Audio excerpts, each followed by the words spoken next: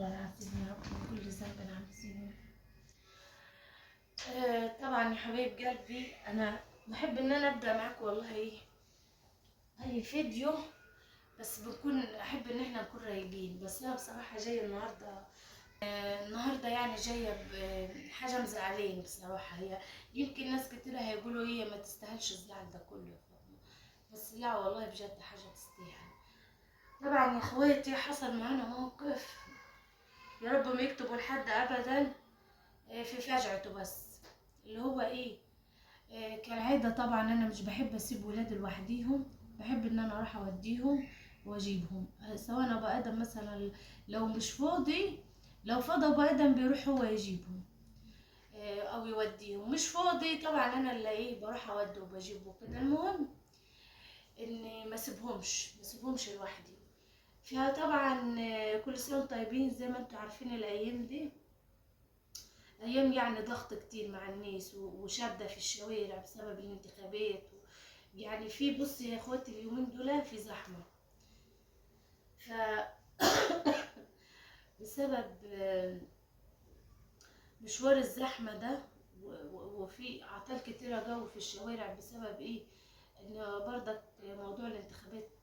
طبعا احب اقول يا ريت كل الناس، كل اللي انتخبوا يا رب ينجحوا. هما بيتعبوا في الحملات الانتخابية بتاعتهم.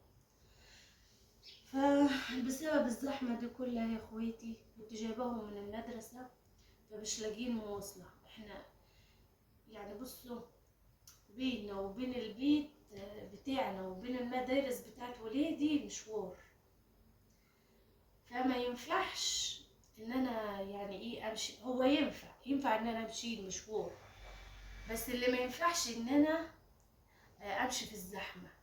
فطبعا استنينا تكاتك كتيرة ان في توك توك يفضلنا والكلام ده، فللأسف ما لقيناش اي مواصلة ان هي تودينا اليوم ده المدرسة. فاحنا رايحين بقى عيل بقى الله لا يسامحه، الله لا يسامحه بصراحة. يعني انا عمري ما دعيت على حد بصراحة ربنا ابدا بالشكل ده. خطف الشنطة من على كتفي جنى وطار. كنت لسه يعني والله العظيم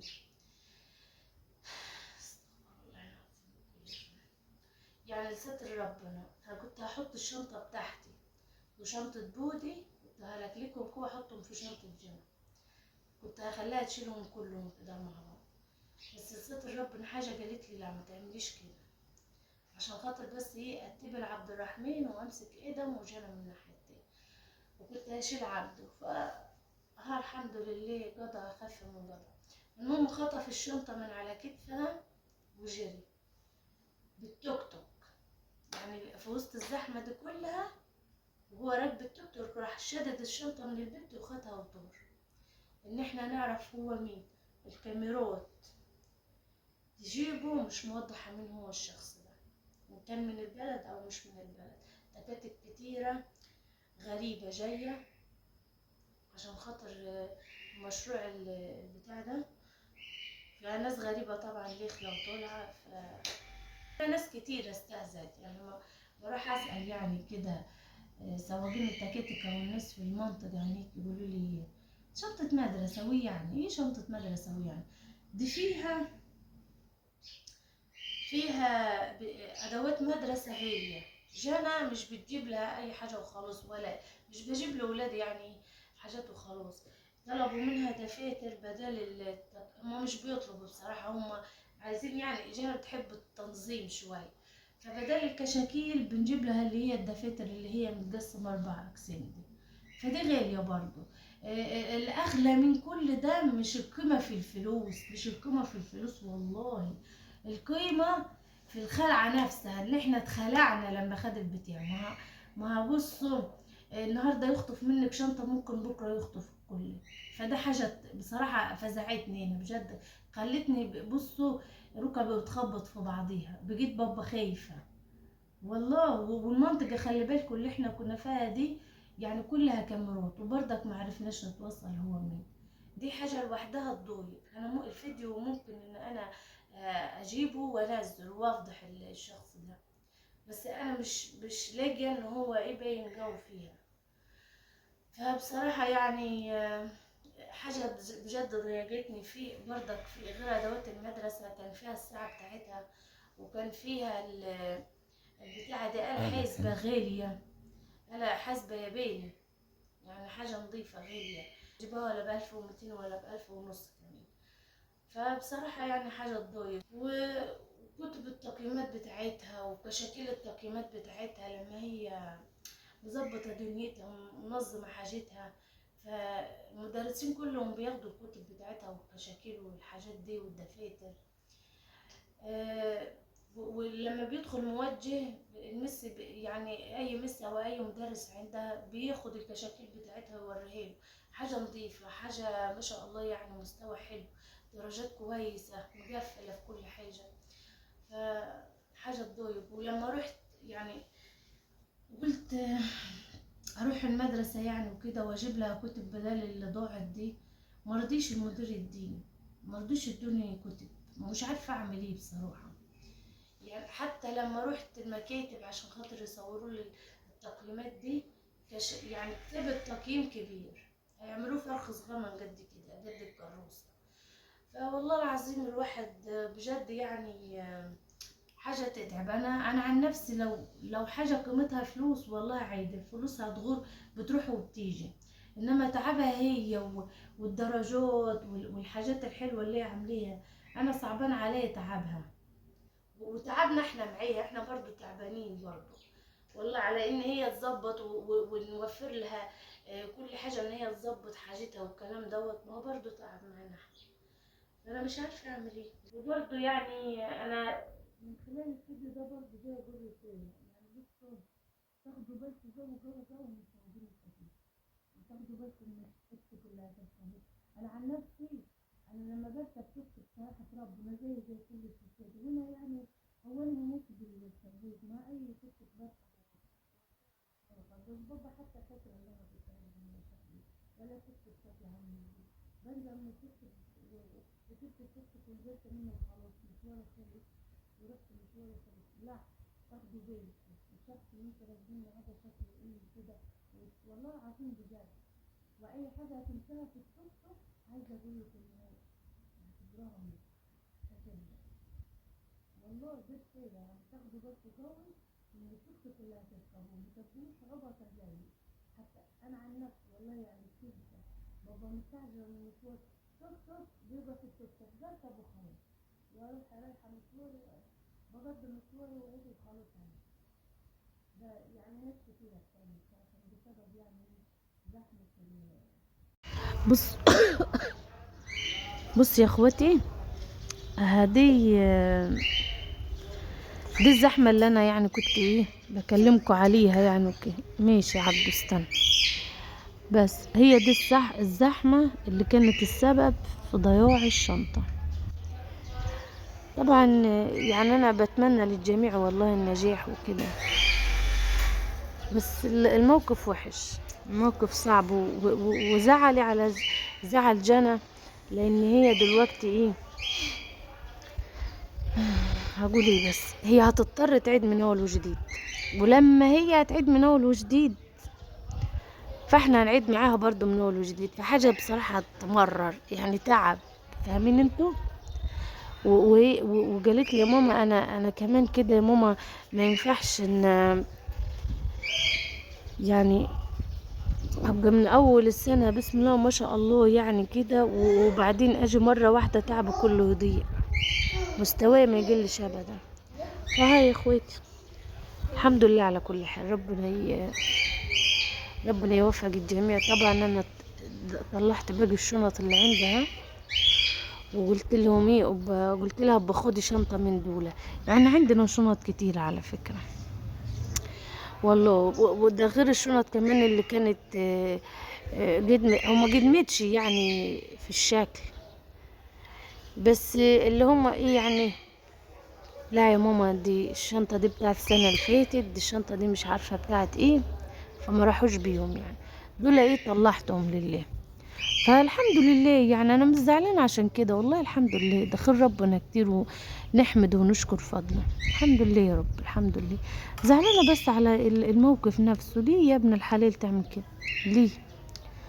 حاجة ما تستاهلش، وهتعمل بيها ايه الشنطة اصلا؟ فزعت البيت وخضيتني، كنت مخليني عاملة زي المعفرطين مجري وراك وخلاص. والله العظيم بس بجد بلدنا فيها رجالة، اقسم بالله جري وراه فعلا. ناس كتيرة وقفت معايا والله، وقالوا له زي بعض احمد ربنا، واحنا برضو مش هنسيبه، هنعرف ده مين وليه عمل الحركة دي كده، مش هنسيبه يعني هنجيب لكم ممكن يكون من حقه. بره البلد.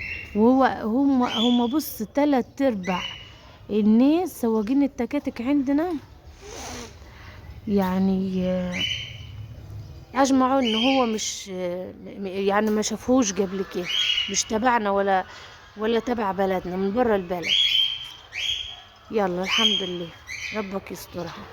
التوم يا اخوات، عايزه اقول لكم نصيحه على موضوع التوم، تمام؟ بس الوقت هقول لكم حاجه يعني، بس يا رب افتكر عشان ارجع تاني للتوم.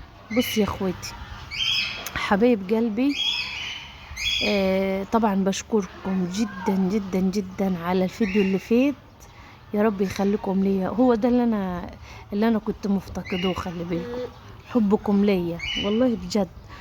خلي بالكم لما بعمل فيديو او كده وببقى فرحانه قوي والاقي لو كومنت واحد بس سلبي ببقى متضايقه وببقى زعلانه قوي، واقول مفتقده حنيه المتابعين بتوعي اللي هم دايما بي بي بيكلموني بطريقه حلوه وبيدعوا لي وكده، يعني شجعوني، وكنت مفتقدوك. ربنا يخليكم ليا، ويا رب نتجمع دايما في الخير يا رب. شكرا ليكم على كلامكم الحلو ودعواتكم ليا. بالنسبة بقى يا حبايب قلبي للطرد العشوائي اللي انا قبل كده كنت اتكلمت عليه يعني وكده. بص يا حبايبي، ان شاء الله الفيديو اللي جاي باذن الله، اللي وصل لغايه هنا ومهتم يكتب لي يا فاطمه، اكتبوا لي اسئله، يعني لو انتوا عايزين فعلا يا فاطمه قولي لنا ايه الطرد العشوائي ده جالك منين و... وايه سببه وبتاع مين وكده يعني، وهو ايه اصلا. تمام، هي حاجه كويس، حاجه حلوه جدا، بس قولوا لي لو عايزين انزل لكم الفيديو ده قولوا لي يعني. تمام، اكتبوا لي في الكومنتات اللي وصل لغايه هنا كده المنطقه دي واللحظه دي والدقيقه دي، يكتب لي ايوه يا فاطمه كلنا مشتاقين ان نعرف الطرد ده كان فيه ايه وجاي منين اصلا، وتبعك ولا مش تبعك كده يعني، فاهمين يعني؟ بس عايزه احس ان انتوا معايا، ان انتوا مهتمين بيا زي ما انا والله العظيم بحبكم، وبحب يعني بهتم بجو بكلامكم، فاهميني؟ بس كده وصلنا للدقيقة دي وانا بغسل الحوض. ايه رايكم في الرغاوة الجميلة دي؟ عارفين يا اخواتي ده من الصابون اللي انا عملته. لو عايزين طريقة الصابون دي والله العظيم اكتبوا لي، وفي عجالة كده هكتبها لكم، وممكن اعمل لكم فيديو. انا عندي شوية زيت مستعمل ممكن اعمل لكم، والله طريقة حلوة جدا. اعمل لكم فيديو يعني اوريكم اتعمل ازاي الصابون ده، واستعماله حلو خلي بالكم وصحي. صليتوا بينا على الحبيب محمد صلى الله عليه وسلم، ولا يدي الوجعة؟ انا شكلي كده ما قلتلكوش، معلش انا اسفه والله. اللهم صل وسلم وبارك على نبينا محمد وعلى اله وصحبه اجمعين. حبيب قلبي يا رب يخليكم لي، انا عايزاكم تتابعوا لي لو اعلان واحد بس، مش بقول لكم تابعوا الاعلانات كلها. لو انتوا شغلتوا الفيديو ومش بتحبوا الاعلانات سيبوا الاعلان يشتغل وانتوا اعملوا اللي انتوا عايزينه، اعملوا طلباتكم براحتكم، سيبوا الاعلان بالله عليكم يكمل وبعدين ارجعوا للفيديو، لان يعني مفيش عندي ارباح خالص خالص خالص صراحة ربنا يعني. فعايزاكم توقفوا معايا الوقفة اليومين دول، وان شاء الله باذنك يا رب كده ربنا يكرمنا ونعمل لكم فيديوهات كل يوم وفيديوهات حلوة وان شاء الله كله جديد في جديد باذن الله. بس صليتوا بينا على النبي ولا لسه؟ بس فحبيت ان انا اقول لكم يعني الكلمتين دول. نرجع بقى الموضوع ايه، اللهم صل على النبي، موضوع التوم. انا كنت هنسى خلاص. والله العظيم موضوع التوم ده يا حبايبي، اليومين دول لو نزلتوا السوق او في الشوارع. احنا عندنا خلي بالكم، مش منطقة السوق بس اللي بيبيعوا فيها، في برضك حتت كده على الارصفة، في ناس برضك بتبقى فرشة وجانا، فهتلاقوا التوم بكمية رهيبة عكس ما كان موجود الاول. البطاط خلي بالكم والزيت، يا لهوي شكلهم راحوا للبط. يا ادم شوف الوزات بسرعة ياكلوا البطاط يا اخوه. جبت كام جوز بط صغننين، سامعين الوز مش بيزعجوا بالطريقة دي ابدا، وبعدين صوتهم قريب شكلهم راحوا لهم. اصل الوز خلي بالك من الكائنات الغيورة والله العظيم، لما بتحب اصحابها بتحب بضمير، بس مش بتحب حد جنبيها، يعني يحبوا يكونوا هما بس. سبحان الله، انا امي كانت دايما تقول كي الوز غيور، وفعلا غيرانين من البطوط لحسن اطلع ما لاقيهمش، الاقوهم كلوهم. المهم يعني التوم اليومين دول تلاقوه حلو كده والراس مليانه ورخيص. اشتروا التوم دلوقتي وفصصوه وخزنوه، والله العظيم هينفعكوا جا، اقسم بالله مش في رمضان بس، في كل الاوقات التانية، لان التوم لما بينزل وهو اخضر ما تشتروهوش وهو لسه اخضر، بيبقى ميه خالص وتقيل، وبيبقى غالي، بيبقى تقيل في الوزن يعني. فانتوا اشتروا التوم الوقت، والله بجد نصيحة من اختك، هتلاقوه حلو والله. انا بقى خلي بالكوا خزنت كمية يعني، والله فصصت كمية كبيرة وعملت. انتوا يعني مش هتفصصوا بايديكوا زي حالتي، اكيد يا اخت انت وهي جايبين اسمها هي اخت المكنة المتفصص دي. نفصص التوم، تطلع القشر لوحده والتومة لوحدها، صح؟ اكيد انت الله يبارك لكم.